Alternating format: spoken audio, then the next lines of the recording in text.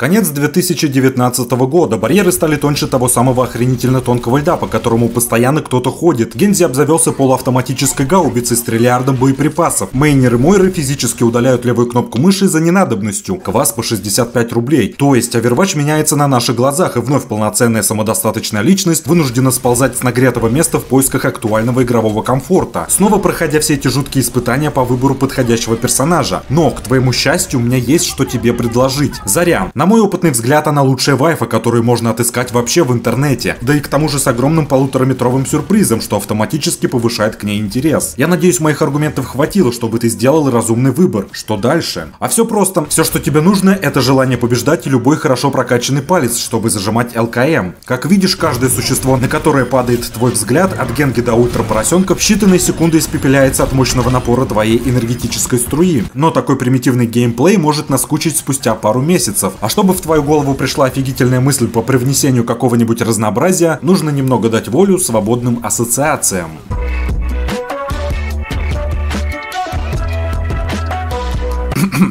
Подобные ментальные упражнения смогут зарядить тебя и твоих домашних питомцев не только тестостероном и вдохновением, но и вдохновением. С этой силой в твоих сочленениях Заря становится невероятно ловким и подвижным персонажем, даже в большей степени, чем под транквилизатором Анны. А своим вобаджеком ты с потрясающей мощью сможешь лупить по пробелу для частых прыжков. При этом быстрая смена дистанции подводит наконец тебя под использование запасной красной кнопки. Разрывной заряд на средней дистанции способен вминать эти картонные щиты обратно в танков и подбрасывать к ясно солнышку сразу нескольких оппонентов. Можно, конечно, и самому позабавиться со своим плазмоганом, теряя хп, заскакивая на мидграунды. Но это уже совсем другой уровень долбы профессионализма. Да и времени у тебя на это не будет. Идем дальше. Допустим, ты немного притомился или вдруг придумал остроумный ответ на конфликт трехнедельной давности, которым хочешь вдоволь насладиться. А кнопки паузы на твоем наборе клавиш не предусмотрено. Зажимай ульту, дружище, а если у тебя что-то не работает, то ульта еще не зарядилась, и заполучать секунду покоя придется более радикальными методами. Если же ты все же услышала интересные звуки, ласкающие каждое ушко на твоем организме,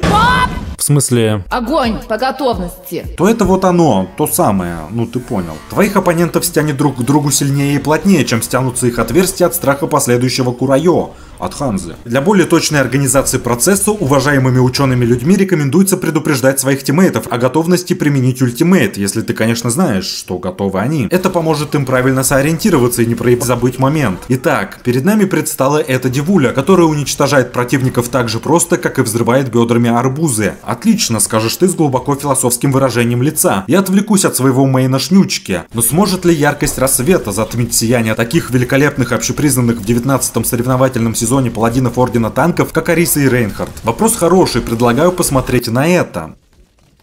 Теперь на этом и еще раз на этом. Доказательства налице. И более того, этот кругляшок можно скастовать на своего соратника и тем самым немного оттянуть момент его неизбежного падения. Таким образом, ты достиг 8-го теоретического дана в отменивании Зари, что совершенно точно станет твоим преимуществом в битве на полигоне. У меня все, я кончил. Обязательно подписывайся на канал, ставь лайк, зажимай колокольчик, чтобы не пропустить новые видео, и все какие-то ссылки в описании.